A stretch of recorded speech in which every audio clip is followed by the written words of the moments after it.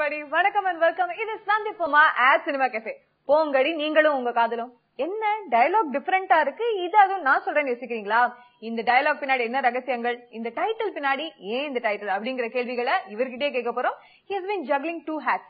டைரக்டராவும் ஹீரோவாவும் இந்த படத்துல ராமகிருஷ்ணன் சார் இருக்காரு. கூடவே தி பியூட்டிஃபுல் ஹீரோயினும் இருக்காங்க. அவரே இன்ட்ரோடியூஸ் பண்ண சொல்லுவோம். உங்க ஹீரோயின் இன்ட்ரோடியூஸ் பண்ணுங்க சார். வணக்கம் தந்தி டிவி நேயர்களுக்கு. முதல்ல அதை சொல்ல காருண்யாராம். ஆமா, தி கிரேட் வாயாடி. வாயாடிங்களா? அப்படி மீன்ஸ் நல்ல பொண்ணு. You talk a lot? படத்துல இருக்கு. டைரக்டர் இல்ல, டைரக்டர் வேற மாதிரி ஒரு டயலாக் சொல்லி கொடுக்கறாரு. வாயாடினா ரொம்ப அடக்கமான பொண்ணு அப்படின்னு அர்த்தம். ஓகே. அவங்க தமிழ் நல்லா பேசிடுவாங்க சார். செம்மையா பேசுவாங்க. ஆல்ரெடி பேசுறாங்க. நீங்க சொல்லி கொடுத்த எப்படி தமிழ் எப்படி சொல்லி? நான் எதுவுமே சொல்லி கொடுக்கலங்க. அவங்க நான் ஷூட் பண்ண இடங்களை அங்க அந்த அட்மாஸ்பியர்ல இருந்தே வந்து செம்மையா பேசுனாங்க. நான் ஷூட் பண்ணதெல்லாம் வந்து Srinivasapuram. Super. You started off well though. How do you like Tamil so far? It's not like that. நான் வந்து சார் தமிழ்ல பேசு. We'll try talking. Sir தமிழ்ல பேசு. Okay. சார் சொல்லிட்டாங்க தமிழ்ல பேசலாம். அவ்ளோ பயந்த சுபாவமா சார்? இல்ல அப்படி மிரட்டிட்டு ரொம்ப பயம். ஓ இங்கேயுமா? ஐயோ சார் என்ன இப்படி? அப்படியெல்லாம் ஒண்ணும் இல்ல, இன்ட்ரெஸ்ட் அவ்வளவுதான். அவுட் ஆஃப் இன்ட்ரெஸ்ட் தமிழ் கத்துங்க. எப்படி தமிழ் மக்கள் மத்தியில இடம் பிடிக்கணும் as a heroine அப்படின்னா உங்களோட ஸ்ட்ராட்டஜிக் மூவ்ஸ் எல்லாம் என்ன? ஃபர்ஸ்ட் லாங்குவேஜ், அவரை வீட்டு பொண்ணு மாதிரி இருக்கணும். செகண்ட் திங், நீங்க தமிழ் வீட்ல எங்க இத்தனோட ட்ரெஸ் போட்டுருக்காங்க? ஐயோ அதுதான் பண்ணுவாங்க. ஆனா அந்த ட்ரெஸ் பாத்துட்டு அந்த மாதிரி ஆப்வியஸ்லி. அண்ட் ஆல்சோ நான் வந்துட்டு பிஜி பண்ணிட்டு இருக்கேன் நான் ஃபேஷன் டிசைனிங்ல. சோ அதுதான் I want to portray myself. It's reflecting, your personality is reflecting. Oh, thank you. Wonderful, wonderful. And Ramakrishnan sir, நீங்க சொல்லுங்க, போங்கடி நீங்களும் உங்க காதலும் ஏன் இப்படி ஆரம்பிச்சிருக்கீங்க? நான் இப்போ இங்க ஒரு விஷயத்த சொல்லி ஆகுங்க. ஃபர்ஸ்ட் டைம் இந்த டைட்டில ஒரு பொண்ணு இவ்ளோ போல்டா சொன்னது நீங்க தான். சீரியஸ்லி இவ்ளோ போல்டா சொன்னீங்க. ஃபர்ஸ்ட் டைம் அதை வந்து அதை பத்தி இன்ட்ரோ சொல்லும் போது பயங்கர போல்டா இருந்துச்சு. இப்ப திரும்ப சொல்லும் போது அதுல ரொம்ப ஸ்ட்ராங்கா ஒரு அழுத்தமா சொல்றீங்களா? அதுல வந்து நான் என்ன நினைச்சனோ அந்த கோபம் அந்த டைட்டில் இருக்கு. இது வந்து நானா சொன்னேன்னு வச்சுக்கோங்களேன், பொண்ணுங்க மேல செம காண்டில் இருக்காண்டா அவன் அப்படின்னு சொல்லுவாங்க. பட் நீங்க சொல்லும் போது என்னன்னா எவ்வளவு கேர் இருக்குடா இந்த பொண்ணுக்கு, இந்த பொண்ணுக்கு மேல எவ்வளவு மத்த இந்த தப்பான காதலை பார்த்து எவ்வளவு கோவப்படுது இந்த பொண்ணு அப்படின்ற ஒரு மீனிங் 100% நான் என்ன நினைச்சனோ அது வந்து நீங்க ஆமா ஆமா. And to really talk about it, இது ஒரு போல்டான ஸ்கிரிப்ட் தான் இல்லையா? சோ இந்த ஒரு போல்ட் வெஞ்சர் கண்டிப்பா நம்ம சொசைட்டிக்கு கொடுத்தே ஆகணும் அப்படின்ற ஒரு எந்த ஒரு மனப்பான்மையில ஆரம்பிச்சது? ஆக்சுவலி வந்து எனக்கு ஜென்ரலா வந்து ஒரு கேர்ள்ஸ் மேல ஒரு சின்ன கேர் இருக்கு. இது வந்து விளம்பரத்துக்காகவோ இல்ல வந்து அவங்களை இம்ப்ரெஸ் பண்ணணுன்றதுக்காகவோ 0.01% கூட அதுல கிடையவே கிடையாது. என்னன்னா ஏன் அதை சொல்றேன்னா, இப்ப எனக்கு ஒரு ப்ராப்ளம் வந்துருச்சுன்னு வச்சுக்கோங்களேன், அதை ஃபேஸ் பண்றதுக்கான தைரியம் இருக்குது. இருக்கோ இல்லையோ இருக்கிற மாதிரியாவது நடிச்சுட்டு போயிருவோம். இல்ல அதிகபட்சம் அதனால வந்து ஒரு பெரிய பிரச்சனை வருது, என்ன பண்ணுவாங்க, எக்ஸ்ட்ரீம் லெவல்ல அடிப்பாங்கல்ல, அந்த அடி வாங்குறதுக்காக தெம்பு இருக்குது குறைந்தபட்சம். பட் பெண்களுக்கு என்னன்னா ஃபேஸ் பண்ற தைரியம் எனக்கு அவ்வளவும் இருக்கு. அப்படின்னு சவுண்ட வெளியில கொடுத்தாலும் பட் உள்ளுக்குள்ள அந்த பெண்மைக்கான குணம் இருக்குல்ல, அது அப்படியே இருக்குங்க.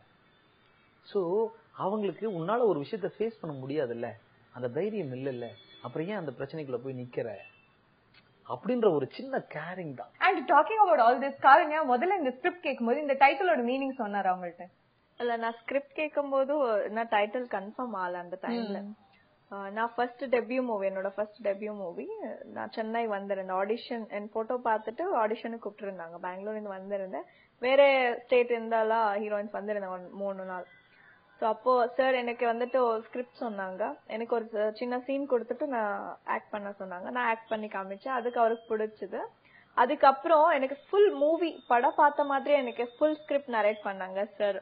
அப்போ என்னோட விஷுவல்ல நான் ஆசைப்பட்டது என்னோட கேரக்டரா 2 கேரக்டர் இருக்கு இந்த படத்துல. சோ அவரு ஸ்கிரிப்ட் சொன்னபோது என்னோட விஷுவல்ல எனக்கு இந்த கேரக்டர் கிடைச்சா நல்லா இருக்குமே, எனக்கு இந்த சீன்ல நல்லா பண்ணலாம் அப்படின்னு நான் அதை யோசிச்சுட்டு இருந்தேன். சோ ஃபைனலா சார் எனக்கு சூஸ் பண்ணது அந்த கேரக்டர் தான்.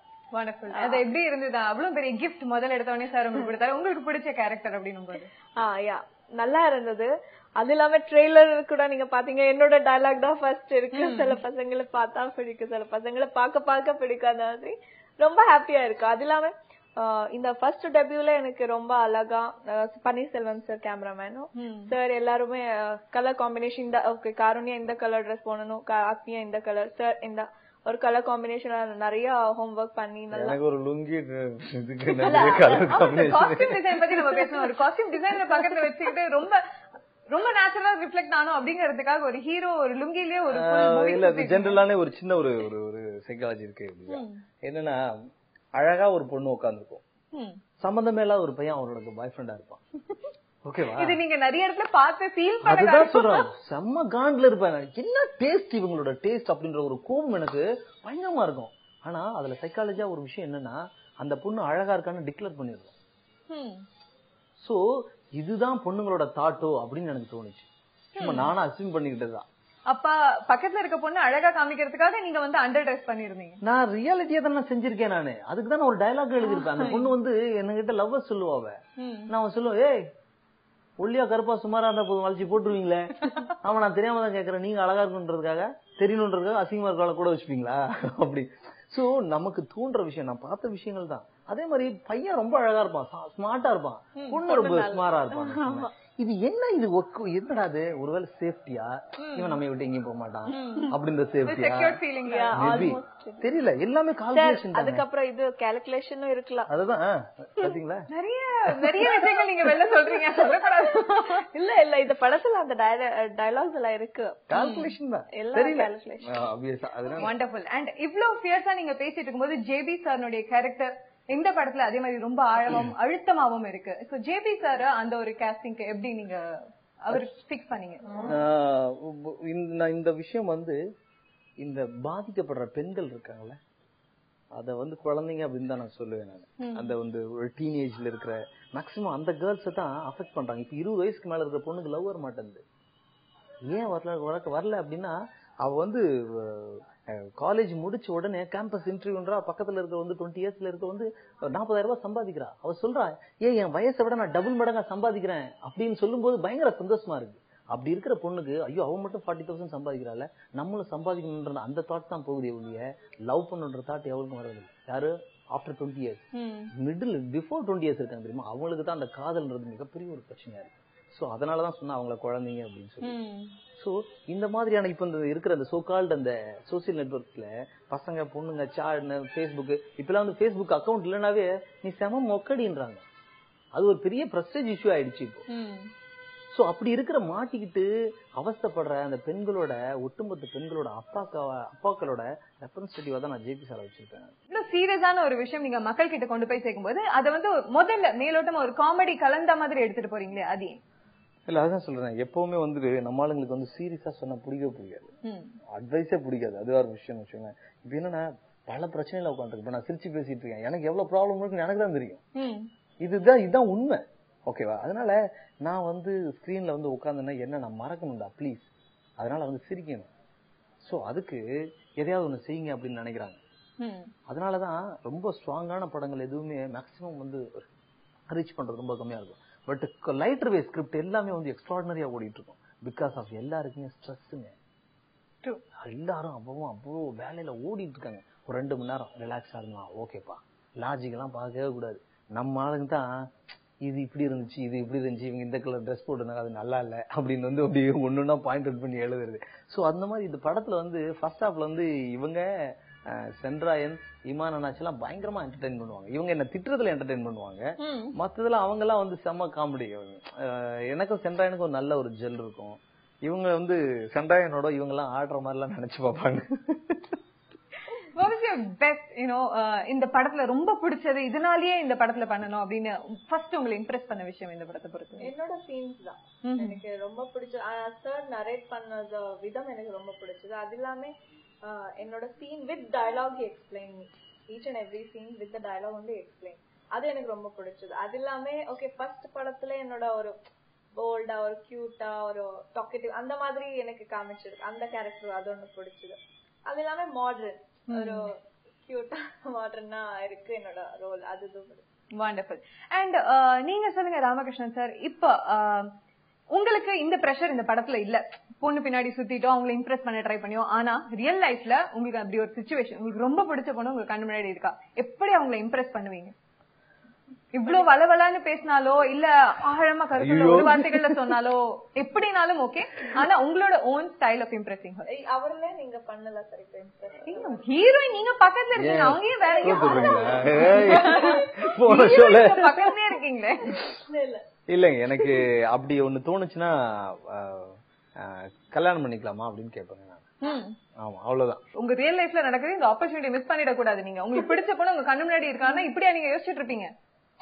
கண்டிப்பா பிடிச்ச பொண்ணுகிட்ட தான் ரொம்ப யோசிக்கணும். பிடிக்காத பொண்ணுகிட்ட போனா சடனா சொல்லி விட்டு போயிடலாம். ஏன்னா பிடிக்கலன்னு டிசைட் பண்ணியாச்சு. பட் பிடிச்சவங்க கிட்ட தான் மிஸ் ஆயிடக்கூடாதுன்ற ரொம்ப தயக்கம் இருக்கும் எனக்கு. உண்மையிலே சொல்றேன், அப்படியான ஒரு ஒரு சூழல் வந்து எனக்கு வரல. இன்னும் அதான் சொல்லுனேன், ஒரு பொண்ணை லவ் பண்ணணும் அப்படின்ற எண்ணமே எனக்கு முதல்ல வரலங்க. இதுவும் திரும்ப ஒரு ரொம்ப டிராமட்டிக்கலா தான் இருக்கும் நான் சொல்ல ஆரம்பிச்சேன்னா. ரொம்ப காமெடியாவும் இருக்கும். ஏன்னா காதலிக்கும் போது அன்பு எல்லாம் செலவு பண்ணிடுறோமோன்னு ஒண்ணு எனக்கு தோணுது. ஓகேங்களா?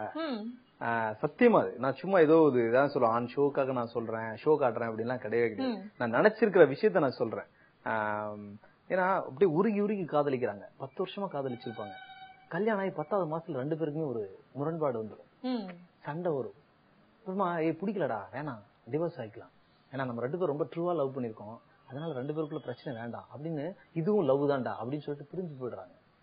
கல்யாணத்துக்கு முன்னாடி காதல் எல்லாம் செலவு பண்ணிடுறோம். கல்யாணத்துக்கு அப்புறம் கொஞ்சம் கொஞ்சமா தேட வேண்டியது. சத்தியம் அதுக்காக காதல் அப்படியே சேமிச்சு வச்சிருக்கேன். பொண்டாட்டி வந்தா நிறைய செலவு பண்ணணும் அப்படின்னு. வண்டர்ஃபுல். எவ்வளவு வருஷத்துக்கு செலவு பண்ணிட்டு இருக்க போறீங்க அப்படிங்கறது ஒரு ஹாப்பியான நியூஸா இருக்கும் கண்டிப்பா எங்களுக்கும் கேட்கறதுக்கு. அண்ட் இந்த படம் போங்கடி நீங்களும் உங்க காதலும், அந்த படம் பொறுத்த வரைக்கும் எந்த மாதிரி ஆடியன்ஸ், எந்த மாதிரி வந்து மைண்ட் செட்டோட கண்டிப்பா என்ஜாய் பண்ணி ஒரு வேல்யூபிளான விஷயம் அவங்களோட கூட எடுத்துட்டு போவாங்க அப்படின்னு நினைக்கிறீங்க? இல்ல எல்லாருமே ஒரு விஷயத்த மிஸ் பண்றோம். நான் வந்து இப்ப சொல்றது எல்லாமே சீரியஸான விஷயமாவே இருக்கும். பட் அது கிடையவே கிடையாது. இப்ப இந்த கேர்ளோட கேரக்டர் ஆகட்டும், அந்த கேர்ளோட கேரக்டர் ஆகட்டும், சென்ராயன், இமான் ஒன்னாச்சு, இது எல்லாமே வாழ்க்கையில சந்தோஷத்துல எவ்வளவு எக்ஸ்ட்ரீம் லெவல்ல இருக்கும். ஏன்னா எல்லாருக்கும் இன்னொன்னு ஒரு விஷயத்துல சந்தோஷம் கிடைக்கும். சோ அந்த மாதிரி தான் இவங்களுக்கு எல்லாருக்குமே இருக்கும். சோ இதுல வந்து ஸ்கிரிப்ட் ரைட்டரா மட்டுமே தான் ஒரு சீரியஸான விஷயத்த நான் ஹேண்டில் பண்ணிருக்கேன். சோ அந்த சீரியஸான விஷயம் வந்து நான் மேக்ஸிமம் இப்ப நான் ஸ்டில் நவ் இந்த ஷோ வரைக்குமே அதை வந்து கனெக்ட் ஆயிருக்கு ஆடியன்ஸ்க்கு. சோ எனக்கு நான் என்னோட டார்கெட் என்னன்னா பேரண்ட்ஸ், கேர்ள்ஸ். சோ அவங்க கிட்ட அந்த ரியாக்ஷன்ஸ் இருக்கு. பசங்க ஃபர்ஸ்ட் ஹாஃப்ல சிரிக்கிறானுங்க, என்ஜாய் பண்றானுங்க, அது எல்லாமே ஓகே. பட் செகண்ட் ஹாஃப்ல வரும்போது அந்த பேரண்ட்ஸும் கேர்ள்ஸும் வெளியில சொல்றாங்களோ இல்லையா, பட் உள்ளுக்குள்ள அவங்களுக்குள்ள ஒரு சின்ன விஷயம் இருக்குது, நல்ல படம் பண்ணிருக்கீங்க அப்படின்னு சொல்லும் போதே எல்லா அர்த்தமும் அதுல வந்துருது எனக்கு. சோ அது நான் என்ன நினைச்சனோ அது டைரக்டா கனெக்ட் ஆகுது. நான் வந்து கிளைமாக்ஸ்ல வந்து அந்த ஹீரோயினோட காலை பிடிச்சிட்டு அழுவேன். நான் செஞ்சது தப்புதான், என்ன மன்னிச்சிரு அப்படின்னு சொல்லிட்டு காலை பிடிச்சு அழும்போது நான் என்ன நினைச்சு நான் எழுதனோ அந்த ரியாக்ஷன் தியேட்டர்ல கிளாப்ஸ் கிடைச்சி அவங்க கத்தும் போது எனக்கு உண்மையிலே நான் அழுதேன். ஏன்னா நான் என்னோட ஒரு 15 வருஷத்தோட கனவு, டைரக்டரா வந்து நான் அங்கீகரிக்கப்படணும் அப்படின்ற ஒரு கனவு நடிகனா தூக்கி போடுங்க. சோ அது பரவாயில்ல, நம்ம ஆடியன்ஸோட அந்த அவங்க பக்கத்துலதான் நம்ம இருக்கோம் அப்படின்ற ஒரு ஃபீலிங் எனக்கு வரும்போது இதுதான் ஒரு படைப்பாளிக்கு வேணும் அப்படின்னு நான் நினைக்கிறேன். நிறைய அப்படி இதுக்கப்புறம் நான் என்ன பண்றேன் அப்படின்றதுலாம் தெரியாது, எது என்னை தீர்மானிக்குதுன்றது தெரியாது. வியாபார நோக்கம் வந்து வேற மாதிரி படம் பண்ணணும்னா அதுக்கும் தயார் தான். ஆனால் ஒரு பட டைரக்டருக்கு ஒரு அங்கீகாரம் இருக்குல்ல, அது ஆடியன்ஸோட கிளாப்ஸ் தான். ஒவ்வொரு இடத்துலயும் ஃபர்ஸ்ட் ஹாஃப்ல வந்து அத்தனை இடத்துக்கும் அவனுக்கு வந்து என்ஜாய் பண்ணி சிரிக்கிறான். பட் செகண்ட் ஹாஃப்ல நான் என்னென்ன இடங்கள்லாம் சொல்லி நான் நினைச்சு டயலாக் எழுதணும் அந்த இடத்துக்குள்ள எல்லாம் கிளாப்ஸ் அடிக்கிறாங்க.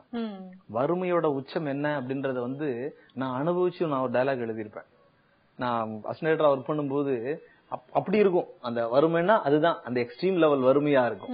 பட் அப்ப எல்லாம் யோசிப்பேன், ஏன்டா இந்த பசின்னு ஒண்ணு வருது அப்படின்னு நான் யோசிப்பேன். நான் அதை ஏதாவது ஒரு இடத்துல பயன்படுத்தணும் அப்படின்னு நினைச்சு இந்த படத்துல ஒரு இடத்துல டயலாக் எழுதியிருப்பேன்.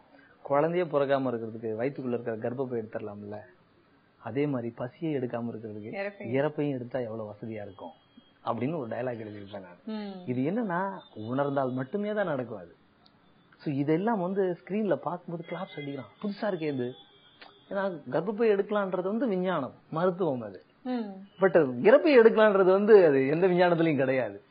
இது உணரணும், அந்த வறுமையை உணர்ந்தா மட்டுமே அதை நடக்கும். ஓகே, கண்டிப்பா. சொசைட்டிக்கு ரொம்ப வேல்யூபிளான ஒரு விஷயம் கொடுத்திருக்கீங்க நீங்க. ரொம்ப ரொம்ப நன்றி. Congratulations and all the very best உங்களோட என்டையர் டீமுக்கு. தொடர்ந்து பேசுவோம், சந்திப்போமா at சினிமா கஃபே.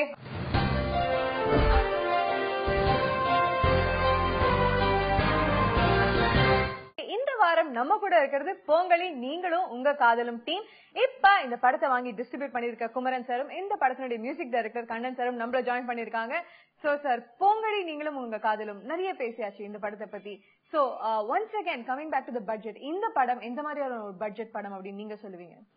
இந்த படம் வந்து as per the quality budget சொல்லுவேன் நான். மோஸ்ட் பாத்தீங்கன்னா இது வந்து ஒரு மிடில் பட்ஜெட் மூவி. இது மிடில் பட்ஜெட்டோட அப்பர் மிடில்னு சொல்லலாம். அப்பர் மிடில் பட்ஜெட்னு சொல்லலாம். இந்த படத்தை பார்த்ததுக்கு அப்புறம் தான் வில் டிசைட் இந்த படத்தை எடுத்து ரிலீஸ் பண்ணுவோம் அப்படின்னு சொல்லிட்டு. இதுக்கப்புறம் வி ஃபார்ம்டு நாங்க 4 பேர் சேர்ந்த கம்பெனி ஆரம்பிச்சோம், ரீச் ட்ரீம் மீடியான்னு சொல்லிட்டு. இதுல வந்து டாக்டர் கார்த்திக்னு நம்ம ஃப்ரெண்ட் இருக்கிறாரு, அப்புறம் முத்துன்னு சொல்லிட்டு என் ஃப்ரெண்ட் இருக்கிறாரு, செல்வராஜ்னு ஒருத்தர் இருக்கிறாரு. 4 பேரும் ஆல்மோஸ்ட் இந்த ப்ரொடியூசர் கேஆர்கே எங்க ஃப்ரெண்டு, அவரும் ராமகிருஷ்ணன் சொல்லி கூப்பிட்டு ப்ரிவியூ கூப்பிட்டாங்க. நாங்க வந்து அவங்க சொன்னது வந்து ஆல்மோஸ்ட் நீங்க மட்டும் வராதீங்க சார், யூ கம் வித் ஒரு 100 பீப்புள்ஸ், உங்களுக்கு ஃப்ரெண்ட்ஸ் யாராச்சும் ரிலேட்டிவ்ஸ் யாராச்சும் கூட்டுவாங்க, அவங்களுக்கு பிடிச்சிருந்தா மட்டும் இந்த படத்தை நீங்க மூவ் பண்ணுங்க sir, otherwise don't move this movie அப்படின்னு சொல்லி சொன்னாங்க. ஸோ வி கால் அவர் ஒரு ஏபிசின்னு கேட்டகரி நாங்கள் ஃபிக்ஸ் பண்ணிட்டோம். அது மாதிரி எல்லா ஏஜ் குரூப்பும் இருக்கிற மாதிரி, like kids, adults and parents, கொஞ்சம் ஏஜ் பீப்புள்ஸ் எல்லாத்தையும் மிக்சடாக கூப்பிட்டு நாங்கள் பார்த்தோம், ப்ரிவியூ பார்த்தோம். ப்ரிவியூ பார்த்தபோது after that I'm statistician, after that preview பார்த்ததுக்கப்புறம் நாங்கள் சர்வே எடுத்ததில் ஆல்மோஸ்ட் 95% ஆஃப் த பீப்புள், எல்லா ஏஜ் குரூப்பும் சரி, அந்த class wise A class, B class, C class 3 பேருமே சொல்லி ரொம்ப நல்லா வந்திருக்கு, டெஃபினட்டாக அந்த படம் கிளிக் ஆகும்னு சொல்லி சொன்னதுனால we formed a company reach dream media. இந்த கம்பெனி ஃபார்ம் பண்ணி டிஸ்ட்ரிபியூட்டட் டோட்டலாக தமிழ்நாடு ஃபுல்லாக நாங்கள் ரிலீஸ் பண்ணுறோம். ரிலீஸ் பண்ணி நல்ல எங்களுக்கு வந்து ஆல்மோஸ்ட் ஃபர்ஸ்ட் 50 ஸ்க்ரீன் கிடைச்சிச்சு. இப்போ எக்ஸ்டெண்ட் ஆகி ஆல்மோஸ்ட் 125 ஸ்க்ரீன்ஸ் போயிட்டு இருக்கு. நல்ல ரெஸ்பான்ஸ் இருக்கு, மார்க்கெட்ல நல்ல ரெஸ்பான்ஸ் இருக்கு. எல்லா தியேட்டர்ஸும் ஆல்மோஸ்ட் 90-95% ஃபுல்லா போயிட்டு சொல்லிட்டு latest dates we got. Wonderful sir, உங்களுடைய ஃபேமிலி அண்ட் ஃப்ரெண்ட்ஸ்க்கு எல்லாருக்கும் பிடிச்சதுனால கண்டிப்பா ஒரு ரீச் இருக்கும் அப்படின்ற ஒரு கான்ஃபிடன்ஸ் கொடுத்துச்சு அந்த பூஸ்ட் உங்களுக்கு. அண்ட் கண்ணன் சார், நீங்க சொல்லுங்க, மியூசிக்கலி இந்த ஒரு ப்ராஜெக்ட் எப்படிப்பட்ட ஒரு ப்ராஜெக்ட்னு சொல்லுவீங்க? போங்கடி நீங்களும் உங்க காதலும் படம் சாங்ஸ் அது வந்து கொஞ்சம் லவ் பேஸ் சாங் கிடையாது. படம் என்ன கொஞ்சம் விறுவிறுப்பா போயிருக்கனால எங்கேயுமே அந்த மாதிரி டிராப் விழுந்துடக்கூடாது அப்படின்றதுனால எல்லாமே அப்பீட் சாங். அதான் கொஞ்சம் கரெக்டா, ஒன்னும் கரெக்டான லாங்குவேஜ்னா குத்துப்பாட்டு தான் படத்தை கொஞ்சம் ஜாஸ்தி. அது எந்த லாங்குவேஜ் இருந்தாலுமே அந்த மாதிரி கொஞ்சம் எதுவுமே பொயட்டிக்கா இல்லாம அந்த படத்தோட மூடுக்கு இருக்கணும், அந்த படத்தோட கேரக்டர் மூடுக்கு இருக்கணும் தான் எனக்கு பிரீஃபிங் இருந்தது. ஃபர்ஸ்ட் ஜென்ரலாவே காமெடிக்கு மியூசிக் பண்றது போய் அது வந்து ரொம்ப ரீச் பண்ண முடியாது. படத்தோட ஃபர்ஸ்ட் ஆஃப் பூரா காமெடியா தான் இருக்கும். செகண்ட் ஆஃப் மியூசிக் தான் அந்த ரியலாவே ஒரு கேரக்டரோட சப்ஜெக்ட் உள்ள போகும்போது எங்களோட பிளே ஆரம்பிக்கும் இல்லையா. சோ அதுல நல்ல ஒரு ரிசப்ஷன் இருந்தது. ரீ ரெக்கார்டிங்க எனக்கு நல்ல ஸ்கோப் உள்ள, ரொம்ப ரொம்ப நல்ல ஸ்கோப் இருந்தது அந்த படம். I think என்னோட ஜஸ்டிஃபிகேஷன் கொடுத்திருக்கேன்னு நினைக்கிறேன். Wonderful, that's great to hear. And Kumaran sir, நீங்க சொல்லுங்க, இப்ப இந்த படத்துல ஷூட்டிங் போதெல்லாம் நீங்க இன்வால்வ் ஆகல இல்லையா? அதுக்கப்புறமா ஒரு பாயிண்டா நீங்க அனலைஸ் பண்ணும்போது எந்த பாயிண்ட் மேஜரா உங்களுக்கு வந்து ஒரு கான்ஃபிடன்ஸ் பூஸ்ட் கொடுத்தது? ஆக்சுவலி இத பாத்தீங்கன்னா நம்ம டைரக்டர் ராமகிருஷ்ணனோட பெர்ஃபார்மன்ஸ் எக்ஸலென்ட்டா இருந்தது. ஓகேவா? ஃபர்ஸ்ட் அந்த மூவியோட ஹீரோவோட பெர்ஃபார்மன்ஸ் ரொம்ப எக்ஸலென்ட்டா இருந்தது. ஒரு சீனியர் ஒரு லைக் வந்து ஒரு டாப் ஹீரோஸ்க்கு உள்ள பெர்ஃபார்மன்ஸ் அவர் பண்ணியிருந்தாரு. ஒரு குவாலிட்டி தெரிஞ்சவோட ஆக்டிங்ல. அப்பார்ட் ஃப்ரம் திஸ், இந்த படத்தை பொறுத்தவரைக்கும் எல்லாமே குவாலிட்டி தான் இருந்திருக்கு. மியூசிக் வந்து தமிழ் படம் பண்ண நம்ம கண்ணன் சார் பண்ணியிருந்தாரு. ரெண்டாவது லைக் நம்ம கேமராமேன் பாத்தீங்கன்னா பன்னீர்செல்வம் சார், அவர் பாத்தீங்கன்னா ஆர்கே செல்வமணியோட படம், எல்லா பிக் மூவிஸ், நல்ல இப்போ ரோஜா கூட்டம், புலன் விசாரணை, எல்லா டாப் மூவிஸ் எல்லாமே அவர் நல்லா பண்ணிக்கிறார். அவர் பெரிய ஒரு கேமராமேன். அண்ட் கண்ணன் சார், இப்போ இந்த படத்துக்கு மியூசிக் டிமாண்ட்ஸ் as such, இப்போ டைரக்டர் உங்ககிட்ட வந்து ராமகிருஷ்ணன் சார் பேசும்போது எந்த மாதிரி சொன்னாரு? நீங்க அவரோட டிஸ்கஷன்ஸ்ல இது பண்ணாதான் ஜஸ்டிஃபைபிளா இருக்கும் அப்படின்ற மாதிரி நீங்களும் டிஸ்கஸ் பண்ணீங்களா?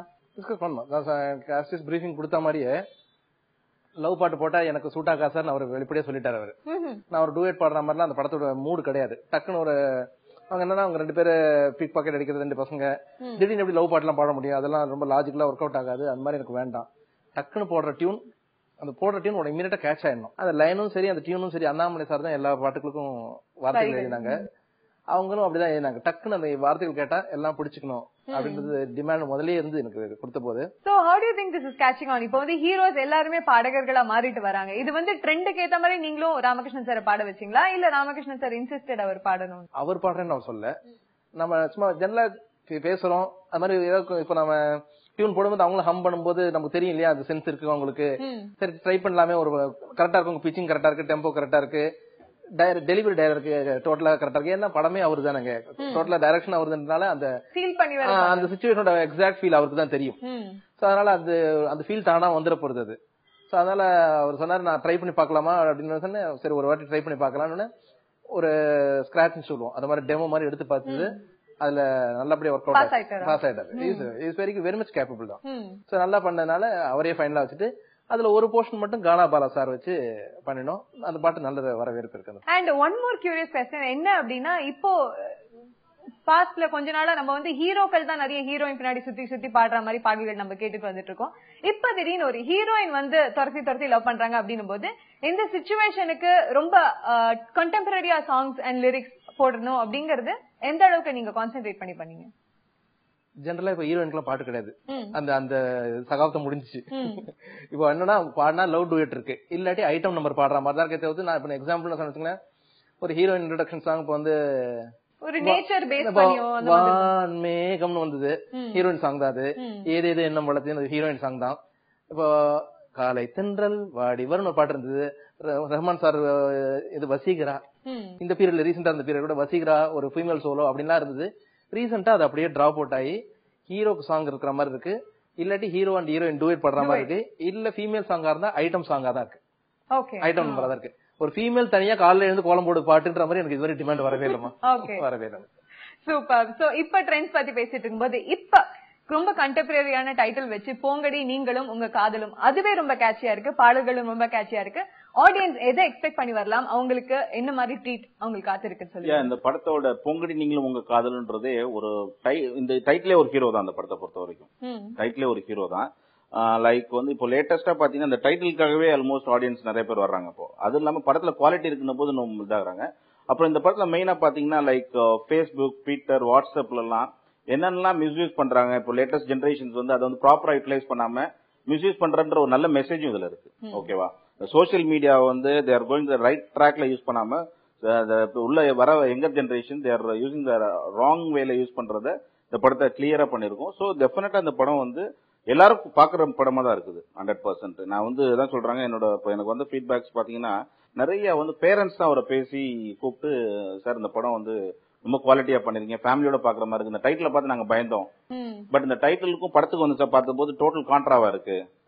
சோ இது வந்து பொண்ணுங்களை வந்து எப்படி சேஃபா பாத்துக்கிறது, பொண்ணுங்களை எப்படி சேஃபா இருக்குன்றது மாதிரி மெசேஜ் கொடுத்துருக்கீங்க அப்படின்னு சொல்லிட்டு அப்போ we got lot of calls. எல்லாமே ஃபேமிலி பீப்புள் தான் ரொம்ப என்டர்டைன்டா பாக்குறாங்க. இப்போ எங்களுக்கு வர லேட்டஸ்ட் ரிப்போர்ட்ஸ் பாத்தீங்கன்னா எல்லாருமே இப்போ ஃபர்ஸ்ட் ஸ்டூடெண்ட்ஸ் வர்றாங்க, தென் பேரண்ட்ஸ் ஈவினிங்ல பேரண்ட்ஸ் நிறைய வந்து பாக்குறாங்க, ஃபேமிலியோட வந்து பாக்குறாங்கன்னு சொல்லி got the information. Wonderful sir, and thanks a lot for joining us. நிறைய விஷயங்கள் ஷேர் பண்ணிக்கிட்டோம். So this was போங்கடி நீங்களும் உங்க காதலும் team from Sandipoma at Cinema Cafe.